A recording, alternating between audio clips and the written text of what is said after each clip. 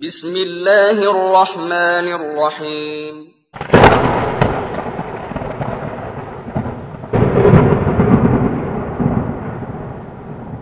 بسم اللہ والحمد للہ والصلاة والسلام علی رسول اللہ وبعد اعوذ باللہ من الشیطان الرجیم بسم اللہ الرحمن الرحیم اقرأ باسم ربک الذی خلق خلق الانسان من علق اقرأ وربک الاکرم الذي علم بالقلم علم الانسان ما لم يعلم۔ سورہ علق کی ابتدائی 5 آیات ہیں۔ ان آیات کو سمجھنے سے پہلے ایک بات کو سمجھنا ضروری ہے، بلکہ ایک واقعے کو ذہن میں رکھنا ضروری ہے۔ واقعہ ایک ایسی شخصیت کا ہے جو اپنے سماج میں انتہائی زیادہ امانت دار، سچا، بچپن سے جوانی کی دہلیز تک بلکہ ساری عمر کردار پہ کوئی دھبا نہیں، پڑھا لکھا نہیں، لکھنے کا ہنر نہیں، پڑھنے کا ہنر نہیں، لیکن ہے شریف خاندان کا، قوت فیصلہ اس کے اندر موجود ہے، بڑے بڑے مسائل کو اپنے ذہن و دماغ سے اور اپنی ہوشیاری سے وہ منٹوں میں حل کرنے کی صلاحیت رکھتا ہے۔ وہ اللہ کا بندہ اللہ کی عبادت کے لیے اپنے شہر کو چھوڑ کر شہر سے ایک اوپری حصے پر موجود ایک پہاڑ پر ایک غار کے اندر لگ جاتا ہے، عبادت مسلسل کرتے رہتا ہے۔ اللہ تعالیٰ کی منشا کی اس زمین پر کوئی نہ کوئی پھر سے امامت سنبھالے، کیونکہ حضرت عیسیٰ علیہ السلام کو گزرے ہوئے تقریباً 600 سال گزر چکے تھے۔ دنیا میں ہر قسم کی برائیوں کا بول بالا ہو چکا تھا، ایک طرح سے علم سے نفرت لوگوں کو ہو چکی تھی اور علم کے جاننے والوں سے سخت نفرت ہو چکی تھی، شرک کا بول بالا تھا۔ اللہ تعالیٰ کو جو حق دینا چاہیے وہ بندے نہیں ادا کر رہے تھے، بلکہ اللہ تعالیٰ کی ذات، اس کی صفات میں بڑے پیمانے پہ شرک ہو رہا تھا۔ تو اس پہاڑ کی چوٹی پر غار میں موجود اس بندے کے پاس اللہ کا ایک فرشتہ آتا ہے، اور وہ فرشتہ اس بندے سے کہتا ہے اقرأ، تو پڑھ۔ اور میں اس واقعے سے اشارہ کر رہا ہوں امام الرسول، امام الانبیاء، خاتم النبیین محمد الرسول اللہ صلی اللہ علیہ وسلم کی طرف۔ یہ واقعہ آپ کو حدیث کی کتابوں میں، خاص طور سے صحیح بخاری کی شروعات ہی میں بڑی تفصیل سے ملے گا، اور اس واقعے کو اماں عائشہ رضی اللہ عنہا نے بیان فرمایا ہے۔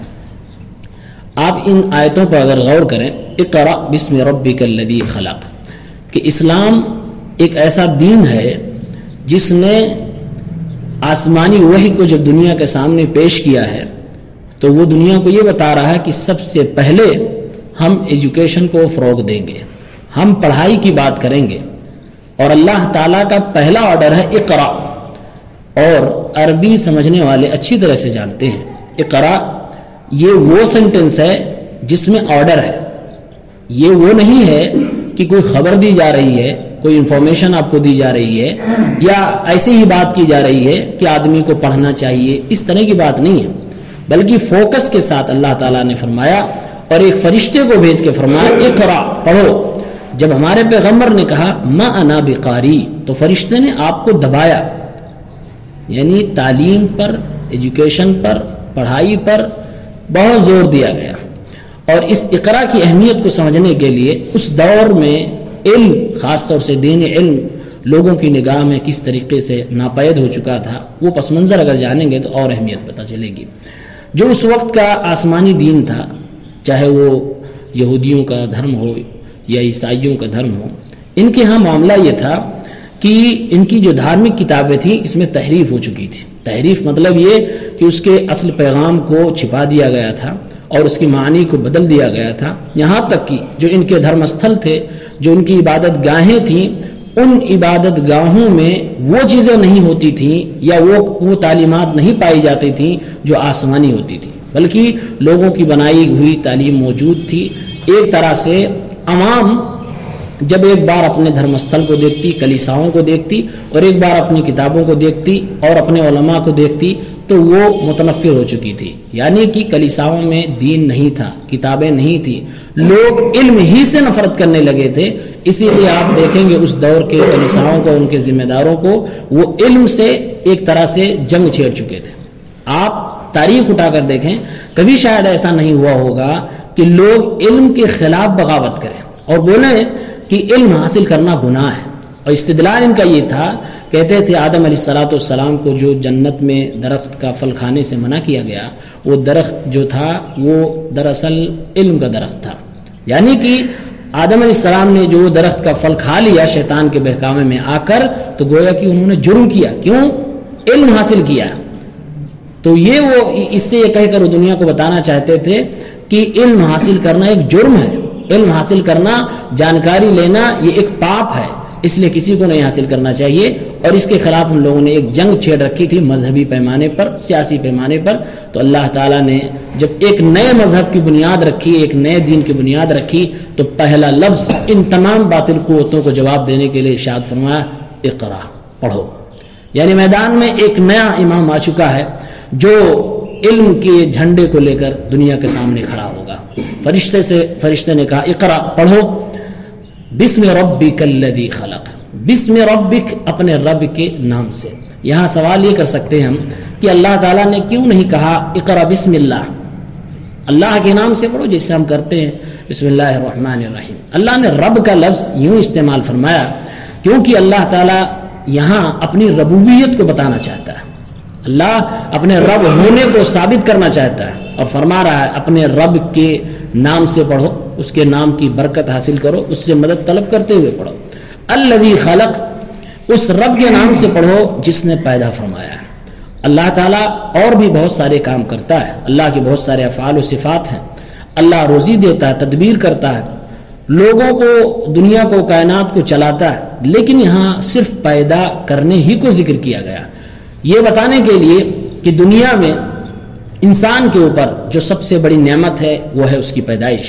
اگر آپ کو اللہ پیدا ہی نہ کرے تو آپ کے لیے روزی کوئی معنی نہیں رکھتی، آپ کے لیے علم کوئی معنی نہیں رکھتا، آپ کے لیے کوئی کسی چیز کی حیثیت نہیں، کیونکہ آپ وجود میں آئے ہی نہیں۔ تو اللہ تعالیٰ نے سب سے پہلے اپنی اسی بڑی نعمت کا اظہار فرمایا اور فرمایا، اقرأ بسم ربک الذی خلق، پڑھو اس رب کے نام سے جس نے پیدا فرمایا۔ یہاں اللہ تعالیٰ نے دو چیزیں پوشیدہ رکھی ہیں، ایک یہ کہ اللہ تعالیٰ نے یہ نہیں بتایا کہ کیا پڑھو، اقرأ، پڑھو، کیا پڑھو، اس آیت کے اندر ذکر نہیں ہے۔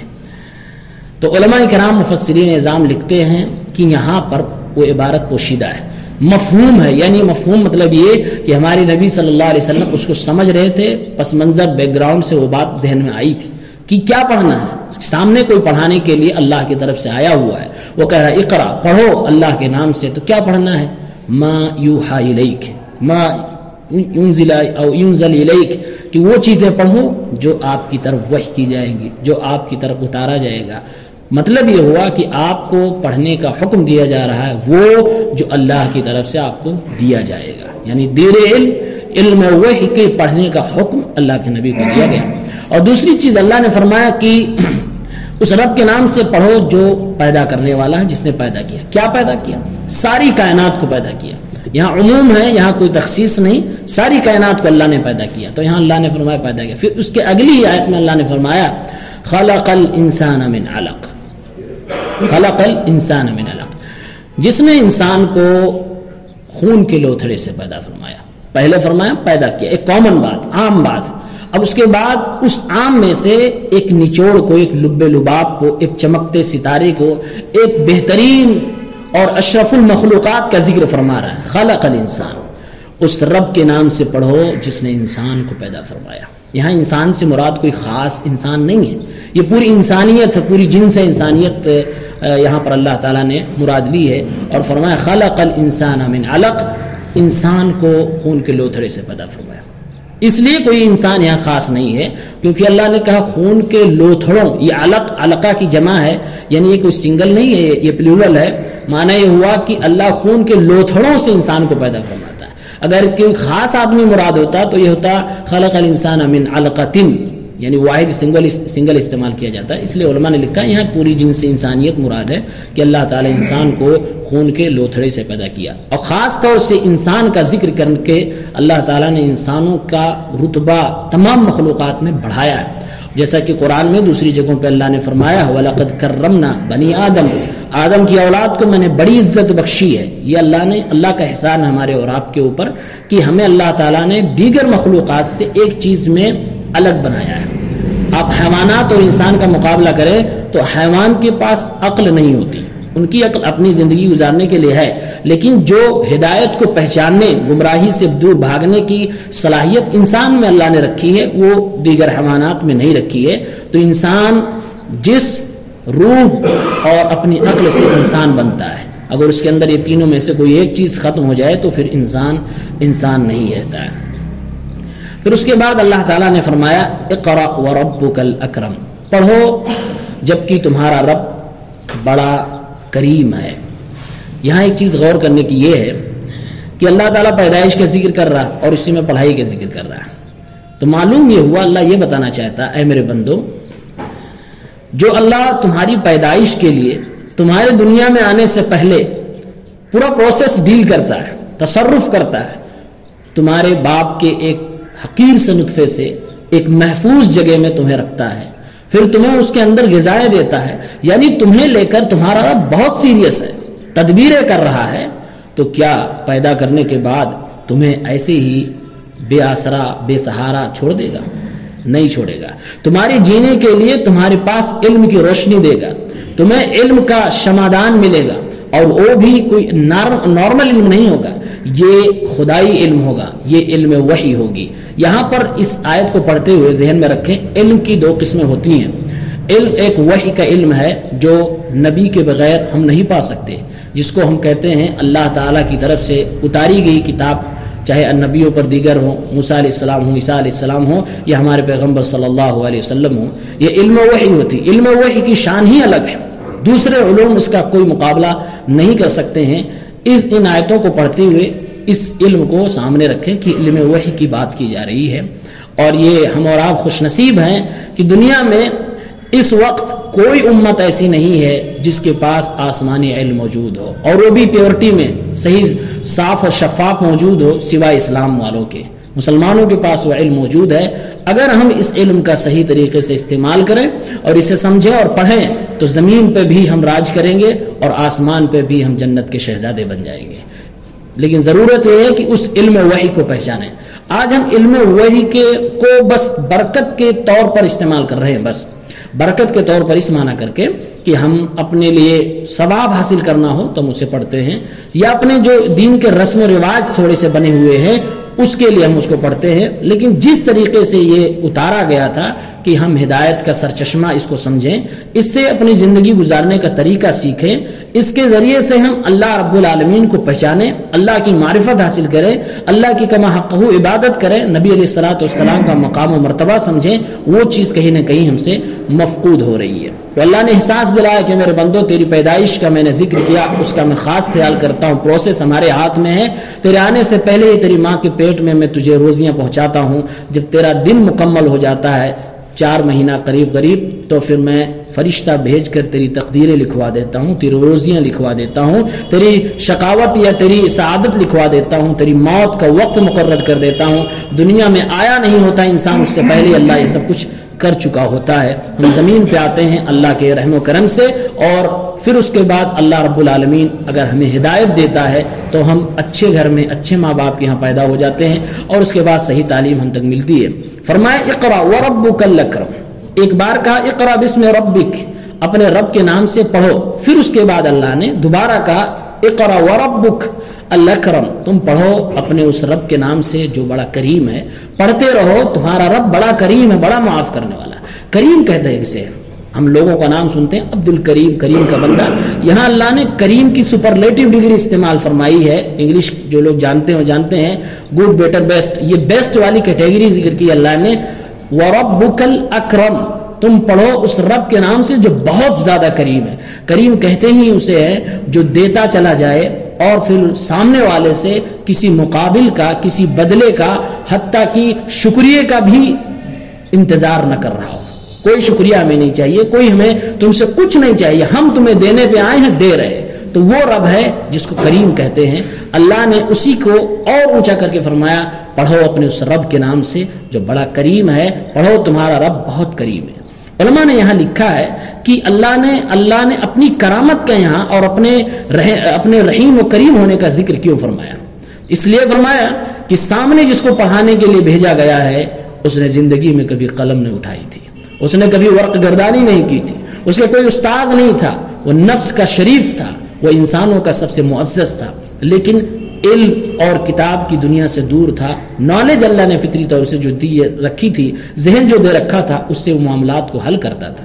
تو جب میرے نبی نے فرمایا ما انا بقاری، میں پڑھا ہوا نہیں ہوں، ما انا بقاری، میں پڑھا ہوا نہیں ہوں، میں کیسے پڑھوں گا، میں کیسے پڑھوں؟ یہ جب 3 بار آپ نے کہا تو اللہ تعالیٰ نے فرمایا اقرا وربک الاکرم، پڑھو اپنے اس رب کے نام سے جو تمہارا پروردگار ہے۔ مطلب یہ ہوا جو پڑھا ہوا نہیں ہوگا اس سے غلطیاں ہوں گی، 100% ہوں گی اور ہر بار ہوں گی۔ تو فرمایا گیا کہ اے نبی آپ پڑھتے جائیں، آپ کا رب بڑا معاف کرنے والا ہے، بڑا کریم ہے، آپ پڑھ جائیں، رب کی روشنی میں آپ پڑھیں گے، آپ کی غلطیاں بھی اللہ معاف کر دے گا اگر ہوئی تو، ورنہ علم وحی میں غلطیوں کا چانس نہیں ہوتا ہے، بالکل نہیں ہوتا ہے۔ اور ہمارا اور آپ کا ایمان و عقیدہ ہونا چاہیے کہ ہمارے پیغمبر صلی اللہ علیہ وسلم نے دین کے حوالے سے زندگی میں جو بھی گفتگو کی ہے سب پتھر کی لکیر ہے، اس میں ہمیں ذرہ برابر شک نہیں ہونا چاہیے، وہ اللہ کی طرف سے ہے، اللہ کی وحی ہے، اس میں کوئی شک کی گنجائش نہیں ہے۔ جبکہ ہمیں یہ بھی معلوم ہونا چاہیے ہمارے نبی کی زبان ہوتی تھی، کلام اللہ کا ہوتا تھا، چاہے وہ قرآن پاک کا معاملہ ہو یا پھر احادیث مبارکہ کا معاملہ ہو۔ اگر حدیث صحیح ہے اپنے اصول و ضوابط کے حساب سے تو اللہ کا کلام ہے، وہ اللہ رب العالمین کا ہی حکم ہے، یہ قرآن و حدیث سے ہمیں اور آپ کو بات معلوم ہوتی ہے۔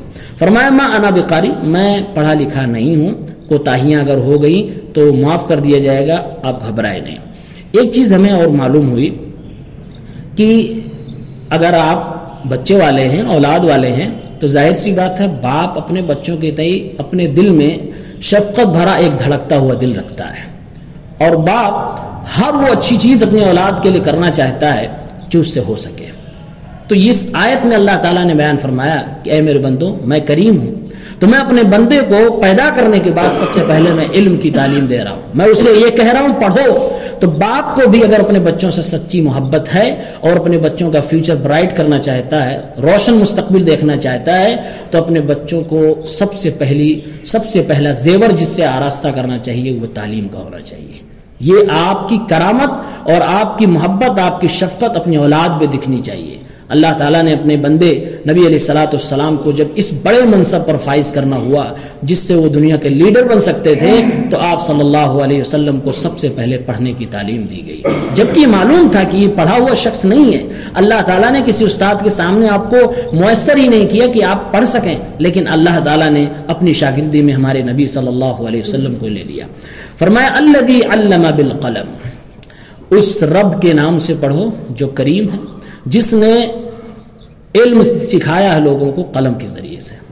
یہاں قلم کا خاص طور سے ذکر کیوں کیا گیا؟ قلم کا معنی ہی کیا ہوتا ہے؟ قلم کو قلم کہتے کیوں ہیں؟ قلم کا اگر میننگ ڈکشنری والا دیکھیں گے تو کہتے ہیں نا سر قلم کر دیں گے، کاٹنا، تراشنا۔ قلم کا معنی ہوتا ہے کاٹنا، تراشنا، کیونکہ پہلے زمانے میں جو لکھی جاتی تھی باتیں، وہ لکھنے کے لیے جو آلہ استعمال ہوتا تھا وہ کاٹ کے تراش کے بنایا جاتا تھا، اس لیے اس آلے کو جو کاٹ اور تراش کے بنایا گیا اسے قلم ہی نام دے دیا گیا۔ یہ لفظ قلم کا یہ اللہ تعالیٰ نے استعمال فرمایا، اس نام سے اللہ تعالیٰ نے ایک جگہ اور فرمایا نون والقلم وما یسطرون، قلم کی اللہ نے قسم فرمائی کھائی ہے، اور اس قلم کی جس سے فرشتے ہمارے اور آپ کی تقدیروں کو نقل فرماتے ہیں لوح محفوظ سے۔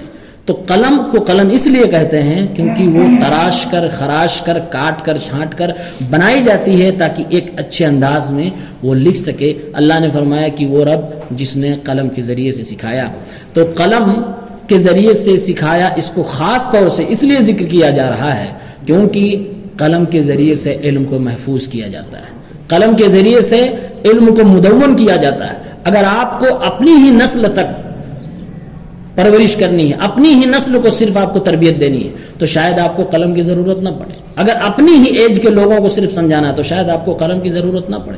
لیکن اگر آپ اپنی اس تربیت کو نسلاً بعد نسل پہنچانا چاہتے ہیں، جنریشن ٹو جنریشن اس کو ڈیلیور کرنا چاہتے ہیں کہ میرے آنے والی پیڑھیوں میں بھی یہ میری سوچ، میری سمجھ ڈیولپ کر جائے، پہنچ جائیں، تو وہاں آپ کو قلم کا سہارا لینا پڑے گا. وہاں آپ کو اپنی تربیت، اپنے خیالات کو مدون کرنا پڑے گا. اس لیے خاص طور سے اس مین چیز کو اللہ تعالیٰ نے تعلیمی میدان کی مین چیز کو ذکر فرمایا اور فرمایا ورب جس نے قلم کے ذریعے سے علم سکھایا ہے. تو قلم کو اس لیے ذکر کیا کیونکہ اس سے علم محفوظ ہوتا ہے. اور میں ایک بات یہاں یہ بھی ذکر کروں، قلم کی اہمیت ہمیں اس وقت اور پتہ چلتی ہے جب وہ پیغمبر جو خود لکھنا نہیں جانتا، جو خود پڑھنا نہیں جانتا، لیکن جب قرآن کی آیتیں اترتی ہے تو اپنے کچھ ساتھیوں کو مخصوص کر دیتے ہیں، ان کو کام دے دیتے ہیں کہ یہ آیتیں لکھ لیا کرو، جن کو ہم کاتب وحی کہتے ہیں. وحی کو لکھوایا کرتے تھے کیونکہ میرے نبی لیڈر تھے اور آپ کے اوپر اللہ کا قرآن اترتا تھا، اللہ تعالیٰ کی طرف سے علوم آیا کرتے تھے. آپ اپنے علم کو قیامت تک پہنچانا چاہتے تھے. آپ کو خاتم النبیین بنایا ہی گیا تھا. بعثت للناس کافۃ، ہم ساری دنیا کے لیے نبی بنا کر بھیجے گئے. اس پیغام کو قیامت کی صبح تک آنے والے انسان تک پہنچنے کے لیے قلم کی ضرورت تھی. اس لیے آپ نے کاتب وحی مقرر فرمائے.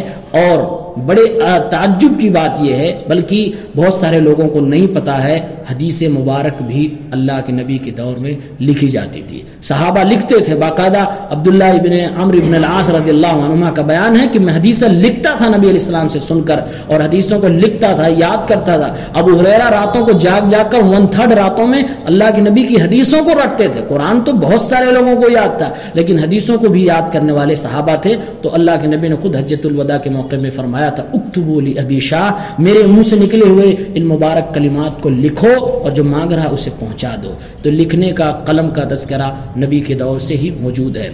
فرمایا اللہ تعالیٰ نے علم الانسان ما لم يعلم، سکھایا انسان کو اس نے وہ ساری چیزیں جو انسان نہیں جانتا تھا.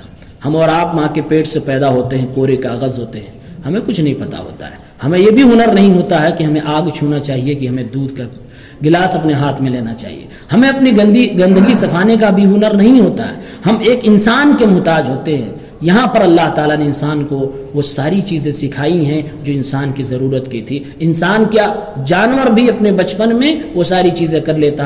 ہم اپنی آنکھوں سے دیکھتے ہیں جانوروں کو. بچے پیدا ہوتے ہیں جانور ہے، وہ بکری ہے، گائے ہے، بھینس ہے، وہ اپنے بچے کو بغیر کسی ٹریننگ کے وہ اس کا حساب کتاب کر لیتی ہے، صفائی ستھرائی کر لیتی ہے، پال لیتی ہے. انسانوں میں تو بہت سارے وسائل ہیں لیکن ان کو اللہ نے کس نے یہ سمجھ دی ہے کہ تمہارا یہ بچہ ہے، تمہیں اس کے ساتھ یہ کرنا ہے. تو یہ ساری چیزیں اللہ تعالیٰ نے انسان کو جینے کا طریقہ سکھایا ہے. اور انسان کو خاص طور سے ایک اہم چیز سکھائی ہے کہ تمہیں بولنے کا بھی سلیقہ آنا چاہیے. تمہیں کہاں کون سی بات کب بولنی ہے اس کا بھی تمہیں علم ہونا چاہیے. اس کو ہم حکمت کہتے ہیں. اللہ تعالیٰ نے قرآن کریم میں ہی فرمایا ہے کہ تمہیں تمہاری ماں کے پیٹ سے ہم نے جب نکالا تھا تو تم کچھ نہیں جانتے. لا تعلمون شیئا، تمہیں کچھ نہیں پتا تھا. علم الانسان ما لم يعلم، انسان کو جو نہیں پتا تھا اللہ تعالیٰ نے وہ علم تم کو عطا فرمایا ہے.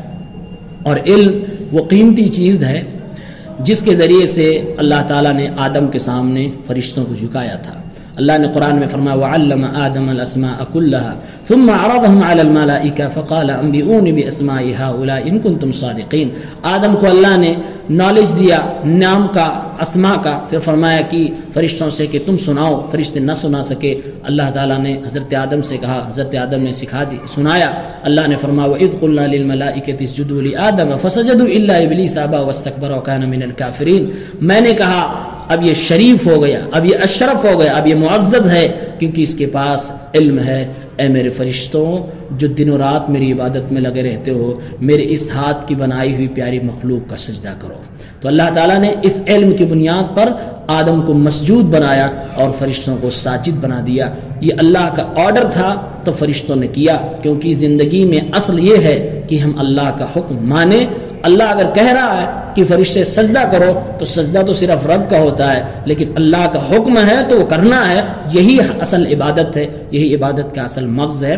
یہ 5 آیتوں کی مختصر تفسیر ہے. انسان کس مرحلے سے، پروسیس سے پیدا ہوتا ہے وہ اہل دانش جانتے ہیں، میڈیکل کی دنیا کے لوگ جانتے ہیں، لیکن قرآن کریم میں بھی کہیں نہ کہیں اس کو بڑی تفصیل سے بیان کیا گیا ہے. انسان پہلے ایک حقیر سا نطفہ ہوتا ہے، اور وہ نطفہ بھی پہلے مٹی ہوتا ہے جو ہماری اور آپ کی اصل ہے کہ آدم علیہ السلام کو اللہ نے مٹی سے پیدا کیا، اور زمین سے مٹی سے ہی اناج غلے پیدا ہوتے ہیں جس کو ہم کھاتے ہیں، اور وہ طاقت ہمارے جسم میں جاتی ہے. پھر اس کے بعد وہ نطفے کی شکل میں ایک عورت کے رحم کے اندر موجود ہوتی ہے. وہ نطفہ دھیرے دھیرے کر کے پھر وہ خون کی شکل اختیار کرتا ہے جس کا اللہ نے یہاں ذکر فرمایا، خون کا لوتھڑا ہوتا ہے. پھر اس کے بعد وہ گوشت کا ٹکڑا بن جاتا ہے، پھر اس پہ اللہ ہڈیاں چڑھاتا ہے، گوشت چڑھاتا ہے، پھر ہڈیاں چڑھاتا ہے. پھر اس کے بعد جب 120 دن قریب ہو جاتے ہیں تو فرشتہ آ کے اس میں روح پھونکتا ہے. تو یہ پروسیس ہے جو آپ کو سورہ حج میں تقریباً آیت نمبر 5 یا 6 میں تفصیل سے قرآن کریم کے اندر مل جائے گا. اللہ تعالیٰ نے اس آیت کے اندر 2-3 باتوں پر بڑی زور سے بہت تاکیدی انداز میں فوکس کیا ہے. نمبر 1 اس میں یہ کہ اس امت کو تعلیم کے میدان میں کبھی نہیں پیچھے رہنا چاہیے، اور اس 5 آیتوں میں 2 بار اللہ نے لفظ اقرا ارشاد فرمایا ہے. آپ سے اگر میں اس بیان میں کچھ نہ کہتا، صرف 5 سینٹنس بولتا، 5 سینٹنس میں 2 بار کہتا پڑھو پڑھو، 5 میں 2 صرف یہی کہتا تو شاید میرا میسج آپ تک پہنچ جاتا. اللہ نے وہی میسج دنیا کو دیا ہے کہ تم کچھ بھی ہو سکتے ہو لیکن جاہل تمہیں نہیں ہونا ہے.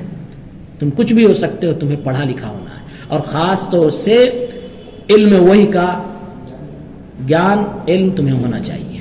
آج اس امت کا المیہ یہی ہے کہ بہت ساری چیزیں پڑھتی ہے لیکن شاید اسے قرآن کا علم نہیں ہے، نبی علیہ الصلوۃ والسلام کے فرمان کا علم نہیں ہے. اس میں بڑی تشنگی ہے اور اس امت کو اس تشنگی کو بجھانا چاہیے اور اس میدان میں آگے آنا چاہیے. اللہ تعالی ہم سب کو صحیح سمجھ عطا فرمائے، ہمیں اور آپ کو تعلیم سے جوڑے اور اپنے رب کو پہچاننے کی توفیق عنایت فرمائے. نبی علیہ الصلوۃ والسلام کے طریقے پر ہمیں زندگی گزارنے کی توفیق دے. علم جو وحی کی شکل میں ہمارے اور آپ کے پاس بہت قیمتی سرمایہ موجود ہے، اسے حفاظت کرنے کی توفیق دے اور ہمیں اللہ اس کا سبب و ذریعہ بنائے. اور جو بھی ہم اس میدان میں یعنی اللہ کے نبی کی تعلیمات کو دنیا تک پہنچا سکتے ہوں، جیسے بھی پہنچا سکتے ہوں پہنچانے کی کوشش کریں، لیکن ہر بار یہ ہماری کوشش ہو کہ ہم پیور دین دنیا کو پہنچائے. یہودیوں کی طرح ہمارا رویہ نہ ہو، عیسائیوں کی طرح ہمارا رویہ نہ ہو کہ اصل تعلیم کو بھولا جائے اور اس کے بعد ہم دوسروں تک اسلام کو دوسرے شکل میں پیش کرنے لگیں. اللہ تعالی ہم سب کو اس طرح کی برائیوں سے بچائے، صحیح دین ہم دنیا کو پہنچا پائیں. آمین رب العالمین. السلام علیکم. ان 5 آیتوں متعلق اگر آپ کوئی سوال کرنا چاہیں تو آپ سوال کریں.